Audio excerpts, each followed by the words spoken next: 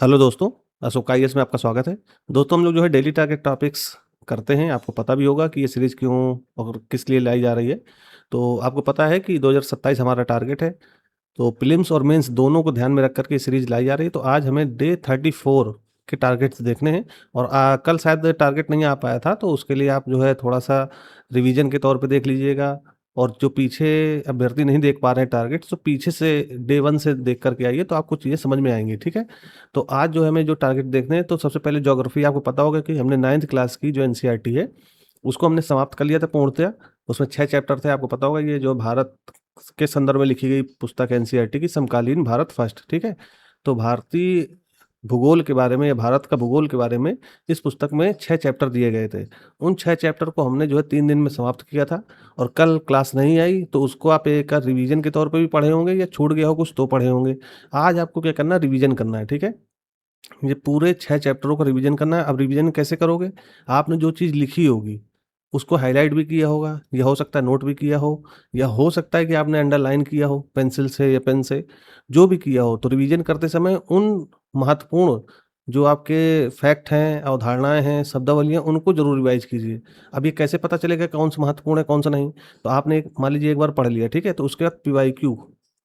PYQ अगर आप state PCS देख रहे हो, तो स्टेट पीसीएस का पीवाईक्यू देखो। अगर आप यूपीएससी को अपना टारगेट बना रहे हो, तो यूपीएससी का पीवाईक्यू देखो। पीवाईक्यू मत छोड़ो प्लीज़, ठीक है? क्योंकि पीवाईक्यू ही आपका सिलेक्शन का मेन जो है आधार पे जो है बना देगा और यहीं से आपको पूरी दिशा मिल जाएगी कि हमें किस डायरेक्शन में तैयारी करनी है। अब पीवाईक्यू आप प्री, मेंस दोनों को देखना है, ठीक है? केवल प्री का नहीं, प्री प्लस मेंस, ठीक है? अब प्री के तो हमने करा दिए थे 10 साल के पेपर 2013 से 2023 तक, और 24, 25, 26 के पेपर भी जल्दी आपको मिल जाएँगे। उसमें हमने सॉल्व नहीं कराए हैं, ध्यान से सुनिएगा। हमने जो है प्रीलिम्स के प्रीलिम्स की हमारी 2 सीरीज़ हैं। एक तो हमारी एक नज़र नाम से चलती है, ठीक? तो उसमें हमने क्या किया है कि उसमें आपको क्वेश्चनों को जो है बताया है कि किस तरह से क्वेश्चन्स आते हैं, किस तरह से फॉर्मेट होते हैं, उनकी प्रकृति क्या है, पैटर्न कैसे बदल रहा है। तो ये 10 साल तो हमने ये कराए हैं पूरे, एक नज़र सीरीज़ प्रीलिम्स का, ठीक? इसी तरह जो है हमने प्रीलिम्स का एक डिटेल्ड एनालिसिस सीरीज़ शुरू की थी। डिटेल्ड एनालिसिस उसमें हमने क्या कर रहा था, 2011 से लेकर के 2026 तक के पूरे प्रश्न कराएँगे डिटेल्ड में। जैसे अगर आपको ये सीरीज़ देखनी हो, तो आपको डिस्क्रिप्शन में आपको पूरी लिंक मिल जाएगी उस डिटेल्ड एनालिसिस की, और एक नज़र की भी मिल जाएगी, ठीक है? तो ये दोनों सीरीज़ आप देखिएगा, इनमें अंतर आपको समझ में आ जाएगा। हमने 2 साल के डिटेल्ड एनालिसिस कराए हैं, 2011 के, 2012 के, तो आपको समझ में आ जाएगा कि डिटेल्ड एनालिसिस में हम लोग क्या-क्या करते हैं। अगर मैं आप तो को थोड़ा-सा बताऊँ, तो हम लोग सीधा-सीधा ये देखते हैं कि जैसे 2011 में मान लीजिए भूगोल का कोई प्रश्न आया, तो वो भूगोल का प्रश्न जिस टॉपिक से आया है, उस टॉपिक से अन्य मतलब आने वाले समय में भी कोई संभावित प्रश्न बन सकता है क्या? और इसके साथ-साथ हमने क्या किया है, 2023 से लेकर के 2025 और अब 2026 भी जुड़ गया, तो 2023 से 2026 तक के हमने क्या किए हैं कि कोई रिपीटेड क्वेश्चन या उस टॉपिक से संबंधित क्वेश्चन, या उसको जो है यूपीएससी ने बदल के कोई क्वेश्चन तो नहीं बनाया, तो उसको भी हम साथ में लेकर के चल रहे हैं। तो ये जो डिटेल एनालिसिस है, ये इम्पोर्टेंट है नए पैटर्न के हिसाब से।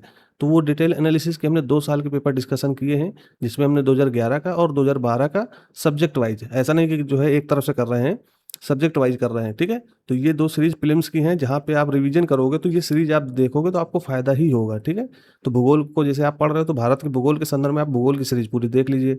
या तो एक नज़र देख लो, और या फिर आपके पास कोई बुक हो, जिसमें आपके यूपीएससी के पीवाईक्यू दिए हों, तो वो सॉल्व कर लो या देख लो, समझ लो। तो आपको क्या होगा, जब रिवीजन करोगे, तो आपका दिमाग वहीं जाएगा कि अच्छा ये क्वेश्चन आया हुआ है, तो मुझे ये पार्ट नहीं छोड़ना है, ठीक है? तो एक तरीका होता है रिवीजन करने का, उसको फ़ॉलो कीजिए। हम अभी हमने जैसा बताया, इसी तरह आपको मेंस का भी करना है। ठीक है? तो जो हम बता रहे हैं उसको आप जिस तरह से हम बताते हैं उस तरह आप फ़ॉलो करेंगे, तो आपको चीज़ें समझ में आएँगी, ठीक? तो ये आज आपका ज्योग्राफ़ी का रिवीजन हो गया। अब आपने ज्योग्राफ़ी में देखिए क्या-क्या खत्म कर लिया है। अगर हम लोग भूगोल की बात करें, तो क्लास 6 की एनसीईआरटी हमने खत्म की, 7th की, 8th की भी कर ली, और अब जो है हमारी 9th की भी हो गई है। तो हमने 4 बुक खत्म कर ली हैं पिछले 30-35 दिनों में, ठीक है?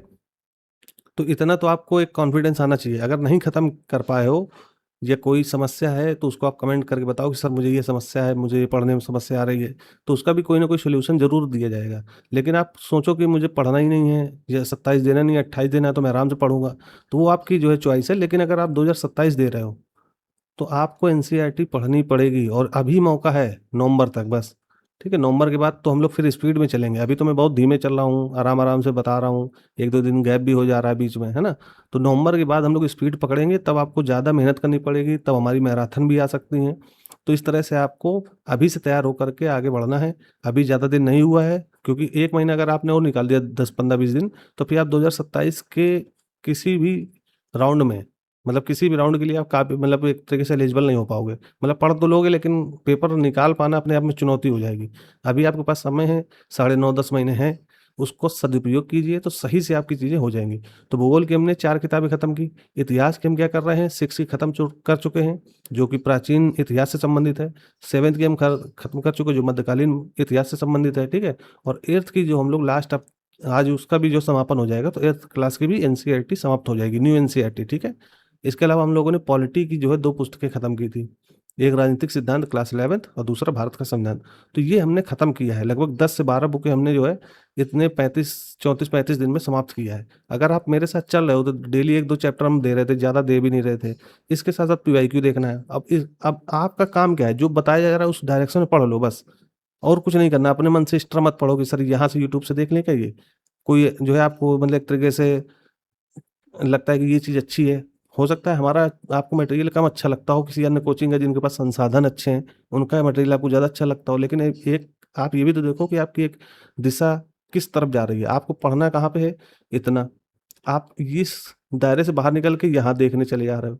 तो ये समझना पड़ेगा कि आपको देखना क्या है, पढ़ना क्या है। एनसीईआरटी आपकी बेस है, जो कोई जल्दी नहीं समझाता, नहीं कराता है, उसको आप कर लीजिए, बात मानिए, क्योंकि जो करंट अफ़ेयर है, ये जो मार्केट में चीज़ें हैं, उनसे बहुत ज़्यादा प्रश्न यूपीएससी बना देगा। यूपीएससी हर बार आप अगर 2023 से 2026 तक देखो तो यूट्यूब के जो मटेरियल हैं, उनसे 20 क्वेश्चन भी नहीं फँस रहे हैं। तो बात समझो मेरी। और वहीं अगर 80 क्वेश्चन आपके एनसीईआरटी सही से पढ़ लोगे तो 80 क्वेश्चन आपके सॉल्व करने लायक हो जाएँगे।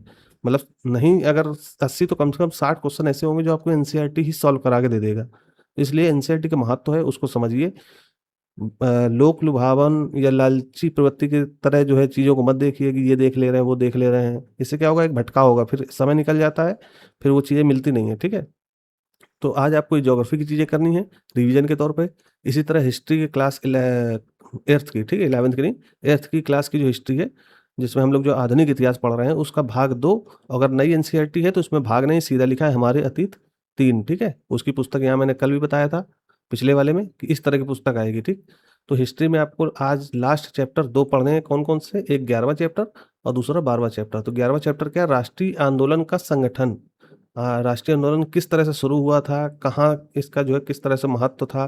क्या प्रभाव पड़ा इसका? और आज़ादी किस तरह मिली? इस पूरी जर्नी के बारे में आपको एक बेसिक, ये कह सकते हो, नॉर्मली बताया गया है। मतलब बहुत ज़्यादा जो है डीप नहीं गया है एनसीईआरटी, क्योंकि ये क्लास 8th की है। लेकिन आप पहली बार तैयारी कर रहे हो तो आपको एक कुछ जानकारी मिलेगी कि किस तरह से आज़ादी की लड़ाई लड़ी गई, किस तरह से स्वतंत्रता आंदोलन शुरू हुआ, किस तरह से गांधी जी ने नेतृत्व किया। तो ये सारी चीज़ें आपको यहाँ देखने को मिलेंगी।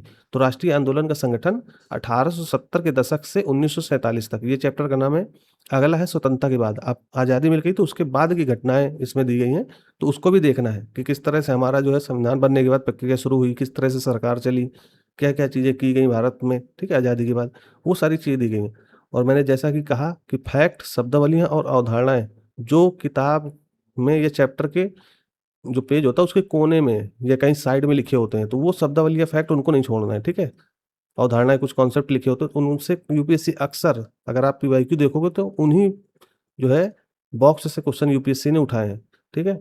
तो ध्यान रखो कि जो चीज़ बताई जा रही है उसको करो, तो तभी आपको जो है चीज़ें अच्छी समझ में आएँगी और उसका फ़ायदा भी मिलेगा। तो आज हमारा डे 34 था, यानी 34वाँ दिन था। इस आज का मैंने टारगेट आपको बता दिया है, और आप कोशिश कीजिए कि अब जैसे पीवाईक्यू देख रहे हो, तो मेंस का जब पीवाईक्यू देखो, ठीक है? तो मेंस में आपके जीएस के ही पीवाईक्यू देखोगे तो जीएस 1 से रिलेटेड हो जाएँगे दोनों सब्जेक्ट, इतिहास भी और भूगोल भी। तो आप एक काम करो कि अगर आपने जो है क्लास 6 की, 7th की और 8th की इतिहास की पुस्तक, आज जो है 12वाँ चैप्टर है, ये लास्ट चैप्टर था स्वतंत्रता के बाद, ठीक है? तो उसमें क्या करना है आपको कि आज जब इतिहास खत्म हो जाएगा तो उसका जीएस 1 से कोई एक सरल सा क्वेश्चन उठा लो पीवाईक्यू का, या फिर अपने मन से कोशिश करो कि कम से कम जो हमने पढ़ा है उसको हम 50 शब्दों में लिख सकते हैं क्या? 50 शब्दों में लिखने की कोशिश करो, ठीक है? लिखना ज़रूर शुरू करो। ताकि आपको चीज़ें समझ में आएँ और जल्दी हमारी आंसर राइटिंग प्रोग्राम शुरू हो जाएगी। क्योंकि हम अभी क्या है कि मेंटरशिप में और भी जो नए-नए बच्चे आ रहे हैं, जो मेंस दे रहे हैं, तो वो गाइडेंस लेने आ जा रहे हैं। तो उनके चक्कर में आपकी यूट्यूब की क्लासेस हो सकता है थोड़ी लेट लपाट हो जाए, क्योंकि आपको पता होगा इसी अगस्त में मेंस भी है। इसी अगस्त में मेंस भी है ना, 23-24 अगस्त से मेंस शुरू हो रहा है। तो इस चक्कर में कई सारे अभ्यर्थी थोड़ा-सा गाइड लेने के लिए और हम भी थोड़ा बिज़ी हो जा रहे हैं, तो इस चक्कर में आपकी जो है क्लासेस प्रॉपर नहीं आ रही हैं, ठीक है? लेकिन हम लोग कोशिश करेंगे कि आपकी क्लासेस रुके नहीं और निरंतर हम लोग आपसे जुड़े रहें, इसी तरह आपको गाइड करते रहें और आपकी जो सफलता है, उसमें जो है हम लोग थोड़ा-सा योगदान दें, आपको डायरेक्शन दिखा सकें, इसलिए ये चैनल शुरू किया गया है, इसलिए आपको जो है ये चीज़ें बताई जाती हैं। तो ये डेली टारगेट टॉपिक्स ज़रूर देखिए, समझिए और आगे हमको जो है कमेंट करके ज़रूर बताया कीजिए कि सर हमने आज ये चीज़ें कर ली हैं, ठीक है? तो आज इतना ही रखते हैं दोस्तों और ज़रूर कीजिए ये सब चीज़ें टारगेट्स जो है ये आप हल्के में मत लीजिए कि जो है टारगेट सर नॉर्मली बता दिया 8-10 मिनट वॉचिंग आवर कंप्लीट करने के लिए या देखने के दिखाने के लिए क्या मतलब डाल दिया, तो वो सब चीज़ ना सोचिए, आप इसको जो प्रॉपर फॉलो करोगे तो ही फ़ायदा मिलेगा। ठीक, तो आज इतना ही रखते हैं दोस्तों, धन्यवाद।